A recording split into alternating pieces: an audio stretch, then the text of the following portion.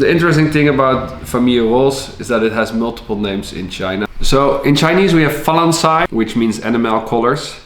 And in general it refers to a small group of pieces that were made in the palace in Beijing around 1720. So they were painted on pieces that came from Yingdezhen. So they imported porcelain to the Beijing palace and then it was painted there. So what happened is that this is something that's not unusual. It's something that we see a lot. So we collect a lot of European decorated pieces. And what we see is that blank porcelain from Yingdezhen was imported into the Netherlands and then painted. So I have a few here, I will show you later. But what's very interesting is that if you look at the history of Famille Rose, there's multiple terms in Chinese. So another one is Yuan Chai, I don't know how to pronounce it. So you have to forgive me, it's in the, you can read it. And it means foreign colors. And this is reason to believe that the color Famille was brought to China by Europeans and probably the Jesuits who were at the court at the time and probably had access to this color. So we know that other colors also came from Europe, for example overglazed blue.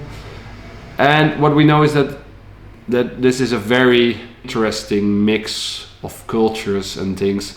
So of course the Europeans were trying to make porcelain, but then they also had other techniques like the colors that the Chinese didn't have. So this is a hybrid cultural evolution of decorations and colors and styles and everything. So it's all cross-cultural influence, very interesting. That's why I like it. And then we have the term that is used a lot now, it's Fansai. It means powdery colors or pale colors. So sometimes Famille is called Fansai. So what you see is that it was with Chinese always. Often there's a dozen terms for the same thing. So in Europe we say Famille Rose, and then in China you have all these subcategories, which is interesting. And then the last one is Ruansai from the Yuncheng period, and it's soft colors in contrast to hard colors like green. So this is a kind of a similar thing as the European category was Famille Verte. So what did I find out? So one of the things I've been looking into a lot, or that we have collected a lot, is something that I have coined to be Famille Mélangée, or mixed colors. So what you see around 1720, more or less 1720, is that I think Yingdezhen is at its main height of power of producing export porcelain. So the Europeans couldn't yet make porcelain, yet the global trade routes were very well developed.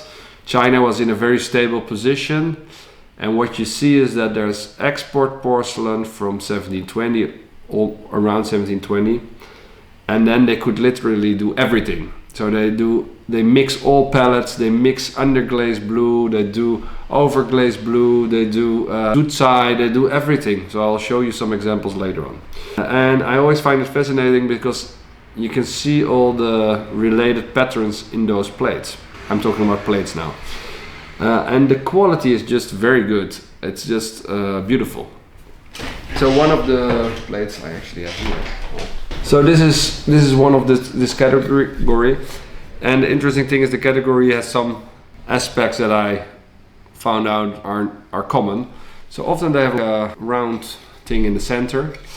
They always have 4 panels in the rim, or always. A lot of them have. And if you see these combination of things, then you will start seeing a lot of connections between porcelain. And the interesting thing is this is something that this category I noticed was painted in Europe, in the Netherlands, on blue and white. But then you also see the same blue and white plates being used in China as a basis for all decorations. So more or less they're doing the same thing. You see some kind of half fabrication, and then it goes to the next shop or the next kiln or the next painter, and then they paint something else on it. The interesting thing is you see it happen in China and you see it in Europe. So you see the same half fabrication go into Europe, or going to Europe and then be finished, but also in China. And I will show you later. So this is just introduction. It will be very long. So what happened is that we collect European decorated porcelain. For example, I have this very beautiful large Dutch decorated plate. It's actually my favorite of all that we have. And it's interesting because it's a Japanese decoration done in the Netherlands. We know it's done in the Netherlands because there's a lot of related pieces. So for example, I have this one. It's identical porcelain, it's just smaller. It's very good quality, very shiny white porcelain. And so this was imported into the Netherlands white. So how do we know this? We know this because I did find a white one once. So this happened. It's the identical porcelain. It's all left white. It has the Kangxi mark on there, or like a mark we relate to Kangxi. So we know this is probably the end of Kangxi dynasty, maybe around 1715, 1720. And this is a white one. So what happened is that recently, so I got some more here. This is also same type of porcelain, same shape as well. We found this one, or we bought this one. We didn't find it. It was at Bonham's. It's a very famous Dutch decorated plate. It has been at Robert McPherson's, and then it was in the Peter and Mary White collection. It's one of the best we've ever had. So the general thing about these blanks that are painted in Europe is that they're always exceptional high quality. So I would say this is the highest quality of European decorated pieces you can find by far. And the porcelain is also very high quality and very white. So I would assume that it was very expensive at that time as well. So I always assumed that the Dutch would have ordered blanks in China. But then last week it was at an auction and I saw a plate that I really liked. And I paid way too much for it, or not, maybe not too much, but I paid 6,000 euros for it because I just wanted to have it, because I found it showed me something that I'd never realized, and I will show you as well. And it's very interesting because it's a Famille rose plate, but it's also still very Kangxi. So I know this type also exists with Famille Verte, and they are quite well known. But what's very interesting about it is that it has all characteristics of the Famille Mélanger category I was talking about. So a lot of similarities to the border and stuff like that. And it's probably one of the first Famille rose pieces. So I'll show you. So it has a very classic scene from Romans of the Western Chamber. It's definitely not painted by a European, because the faces they would always paint the faces different and they would probably misunderstand some things. So we know this is painted in China, I'm sure. But the interesting thing is that it's an identical plate to the ones that I have here that are painted in the Netherlands. So this, I'm sure, was also painted first a blank and then shipped somewhere else to be repainted. So where did they repaint this? Was it Jing de Zen as well? So they just put it in another kiln and then they were repainting it?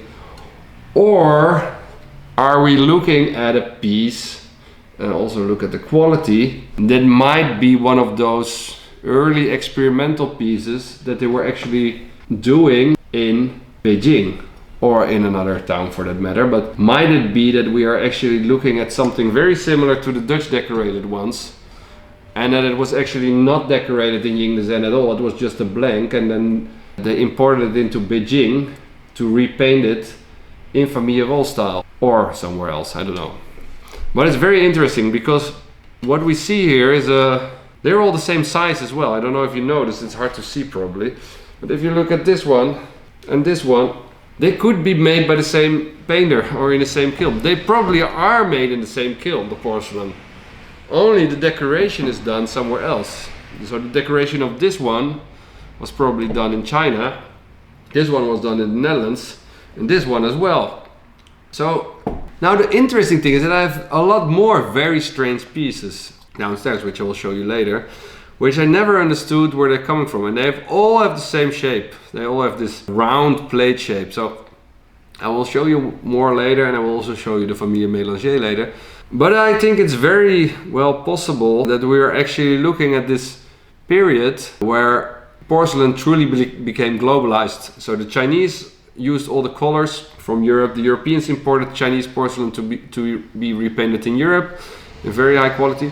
And what you see is that for some reason, for a very clear reason, I think, is that after this period where they have this very fantastic export porcelain, or very standardized, very high quality export porcelain, then it crumbles a bit because you have the export porcelain from the 1740s, 1750s, 1760s. But to be honest, the quality becomes less. And the reason for that is because in Europe they invented how to make porcelain as well. So you see that from that onwards, it's like a cross-cultural thing, of course, with Meissen influenced things being made in China. But the high day of the export market from Yingzhen to Europe was already finished, because at the Kangxi period was like, of course, the highest, and then the Yongqing period, and then the European factories started popping up. And then it became much harder to compete. So then you see new innovations from China and stuff like that. But this Famille Mélanger thing that I will show you later, it kind of disappeared because it was probably way too expensive to make at that point in time, because it combines all those different techniques. So you get really very fascinating combinations. And I think it wasn't economically feasible to do that anymore because they had to compete with Meissen and European factories. So I hope you enjoyed this. I will go into the next chapter tomorrow. So long talk.